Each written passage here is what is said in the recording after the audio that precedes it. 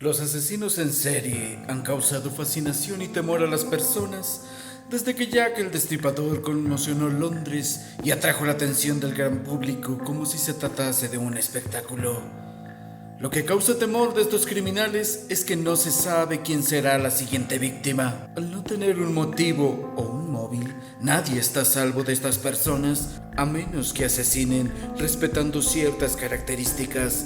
En ese caso, si tú no cuentas con esas características, quizás estés a salvo. Quizás después de Jack el Destripador, el asesino en serie más famoso sea el asesino del Zodíaco. Se han hecho adaptaciones al cine de este personaje en por lo menos 2 ocasiones. La primera fue con la gran película de Harry el Sucio de Clint Eastwood, y la segunda, más obviamente, la cinta Zodiac de David Fincher. Pero, ¿quién es el asesino del Zodíaco? Desgraciadamente, nadie lo sabe. No ha sido atrapado por la justicia y parece difícil que se logre dar con él, por lo menos con vida. Verás, los asesinatos se cometieron entre diciembre de 1968 y octubre de 1969. Los detectives que investigaron el caso llegaron a la conclusión que debía tener entre 20 y 30 años. Quizá 35 al momento de cometer los crímenes. Si sacamos cuentas de vivir actualmente, el asesino del Zodíaco debería tener entre 72 y 87 años. Si no ha muerto aún, lo más seguro es que quede impune, ya que el FBI está lejos de solucionar el caso a pesar de haber pasado casi 50 años. Y con el avance de las tecnologías, ¿quiénes fueron las víctimas de este hombre? A pesar de que el asesino del Zodíaco afirmó haber asesinado al menos a 37 personas, solamente se tiene registro, a ciencia cierta, de 7 casos, de los cuales sobrevivieron 2. 20 de diciembre de 1968.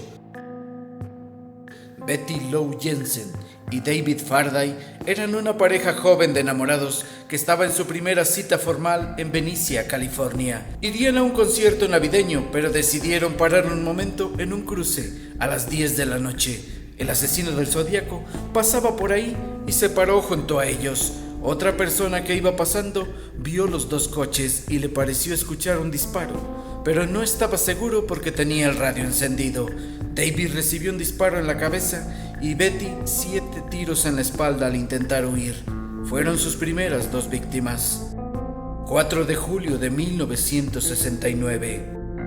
Michael McHugh y Darlene Ferrin estaban en su coche en la madrugada cuando observaron que otro coche se estacionaba detrás de ellos. No le prestaron atención. Un hombre se bajó, se fue y a los 10 minutos volvió. En eso sintieron una luz muy fuerte que les iluminó el rostro, cegándolos. Era el asesino del Zodíaco, que los encandilaba con una linterna. Les disparó a sangre fría. A las 12:40 de la madrugada del 5 de julio de 1969 se recibió una llamada a la central de policía de Vallejo. Un hombre informaba que había disparado a 2 jóvenes que estaban en su coche y que también él había sido el que había asesinado a Betty Louise Jensen y David Faraday 6 meses atrás. El asesino del Zodíaco estaba confesando sus crímenes. A pesar de que la policía rastreó la llamada, no pudieron atraparle. Michael McHugh y Darlene Ferrin no murieron al instante. Darlene murió horas después en el hospital, pero Michael sobrevivió y pudo dar su testimonio. Desafortunadamente no pudo dar detalles del asesino, ya que al estar encandilado no pudo verlo. 1 de agosto de 1969. 3 cartas llegaron a 3 periódicos distintos de California. Una a Vallejo Times Herald, otra al San Francisco Chronicle y la tercera al San Francisco Examiner. Las cartas afirmaban que quien las escribió era el asesino del Zodíaco, que había matado a las 3 personas descritas antes y que si no se publicaban sus cartas en primera plana, asesinaría a otras 12 personas. Además, las cartas venían acompañadas de un mensaje oculto o criptograma en el que se aseguraba estaba su nombre. El 8 de agosto de 1969, un matrimonio descifró el mensaje oculto que decía lo siguiente: me gusta matar gente porque es mucho más divertido que matar animales salvajes en el bosque, porque el hombre es el animal más peligroso de todos. Matar algo es la experiencia más excitante. es aún mejor que acostarse con una chica. Lo mejor de todo esto es que cuando me muera, renaceré en el paraíso y todos a los que he matado serán mis esclavos. No os daré mi nombre, porque tratarán de retrasar o detener mi recolección de esclavos para mi vida en el más allá. Y hay otras letras que no se pudieron descifrar. Como se puede ver, no cumplió su promesa de dar su nombre, tampoco cumplió la amenaza de asesinar a otras 12 personas debido a que los periódicos cumplieron al editar sus cartas en primera plana, o a que inicialmente no tenía intenciones de hacerlo. Con este hombre no se sabía. 27 de septiembre de 1969. Brian Hartnell y Cecilia Shepard se encontraban en el lago Berryessa en un picnic cuando un hombre encapuchado se les acercó. Les dijo que había escapado de la cárcel después de asesinar a los vigilantes y necesitaba un vehículo para escapar a México. Le pidió a Brian que atara a su novia y luego lo ató a él. Mientras estaban atados, los apuñaló con un cuchillo. Después hizo una llamada desde un lugar cercano a las oficinas del condado de Napa, denunciando su propio crimen. Cuando la policía llegó al lugar desde el que se había hecho la llamada, encontraron el teléfono colgando y fueron capaces de tomar algunas huellas. Un hombre y su hijo, que estaban pescando en el lago, fueron los que encontraron los cuerpos. Cecilia aún estaba consciente y pudo dar declaración a la policía, pero murió unas horas después en el hospital. Brian, por su parte, sobrevivió. El asesino llevaba este símbolo en su ropa y lo grabó a un costado del coche de la pareja. Es el símbolo con el que se le conocería posteriormente y con el que firmaría todas sus cartas. 11 de octubre de 1969. Un taxista llamado Paul Stein hacía su ruta normal cuando un hombre abordó su coche en las calles de San Francisco. Al llegar a su destino, el hombre desconocido le disparó al taxista en la cabeza con una pistola de 9 milímetros. Unos chicos que andaban por ahí vieron todo y llamaron a la policía. Los agentes llegaron y por alguna confusión les dijeron que a quien buscaban era un hombre afroamericano. Pasaron posiblemente al lado del asesino e incluso le hicieron algunas preguntas y lo dejaron ir porque no era afroamericano, era caucásico. Después por el radio les avisaron que había habido una confusión y que la persona que se buscaba no era afroamericana sino caucásica. Pero ya era demasiado tarde, el asesino ya había escapado. Los jóvenes que llamaron a la policía fueron capaces de ayudar a realizar el retrato hablado que ves en estos momentos y es el que se utiliza hoy en día. 14 de octubre de 1969. El Chronicle recibió una carta del asesino junto con un paquete que contenía la camisa del taxista asesinado. 8 de noviembre de 1969. Se recibió otra carta por parte del asesino del Zodíaco, en la que afirmaba que el día que asesinó al taxista fue interrogado por 2 policías por espacio de 3 minutos y lo dejaron ir. También envió un nuevo criptograma de 340 caracteres que una vez resuelto decía lo siguiente: espero que se estén divirtiendo mucho en tratar de atraparme. Ese no era yo en el programa de televisión, lo cual trae a colación algo sobre mí. No tengo miedo de la cámara de gas, porque me enviará al paraíso todo más pronto, porque ahora tengo suficientes esclavos que trabajan para mí, donde todos los demás no tienen nada cuando llegan al paraíso. Así que tienen miedo de la muerte. Yo no tengo miedo porque sé que mi nueva vida será más fácil en el paraíso de la muerte.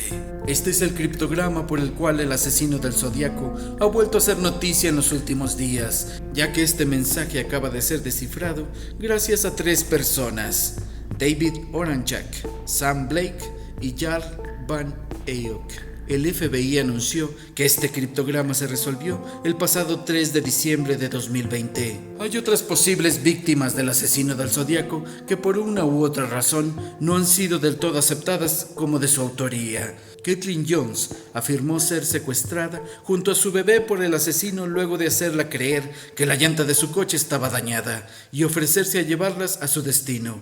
Las mantuvo en el coche sin dejarlas salir, hasta que en una parada ella pudo escapar con su bebé. No se le consideró una víctima del asesino del Zodíaco, ya que en sus declaraciones a la policía y a los medios hubo muchas inconsistencias.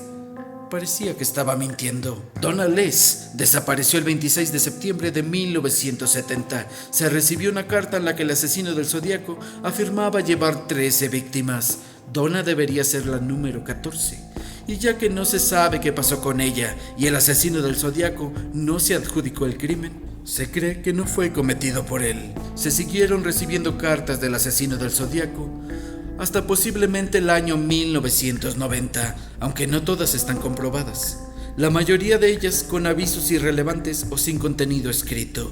En algunas amenazaba con poner bombas si no se publicaban sus escritos en los periódicos, o se adjudicaba asesinatos que posiblemente no habían sido perpetrados por él. Siempre firmaba las cartas con su símbolo, acompañado de un número que posiblemente significaba el número de sus víctimas, y a un lado las siglas del Departamento de Policía de San Francisco, acompañadas por un 0, como si de un marcador de fútbol se tratase. Regodeándose de sus crímenes y el poco éxito que tenía la policía en atraparlo, recientemente el FBI afirmó que se tienen otros criptogramas que aún no han sido resueltos y se cree que en alguno de ellos puede estar escrito el nombre del asesino. Siempre hablaba en sus cartas que sus víctimas serían sus esclavos cuando fuera al paraíso y que estaba recolectando los más que pudiera. Incluso tenía una lista de la forma en que iba a torturar a sus esclavos cuando se reuniera con ellos en el más allá. El único sospechoso que se investigó con seriedad en este caso fue Arthur Lake Allen, quien nació el 18 de diciembre de 1933 y tendría alrededor de 35 años cuando se cometieron los crímenes. Un amigo de Arthur denunció a su amigo en julio de 1971 después de ver que tenía unos cuchillos ensangrentados en su auto. Arthur afirmó que había matado unos pollos y por eso los tenía. Además se encontraron armas y explosivos en su casa y tenía cargos anteriores por delitos sexuales. Sin embargo, ni la escritura ni sus huellas dactilares correspondían con las del asesino del Zodíaco.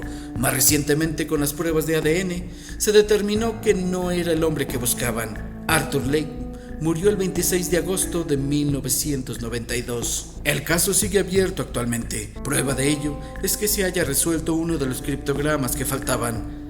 Pero yo veo muy poco probable que con los años que han pasado atrapen al asesino del Zodíaco.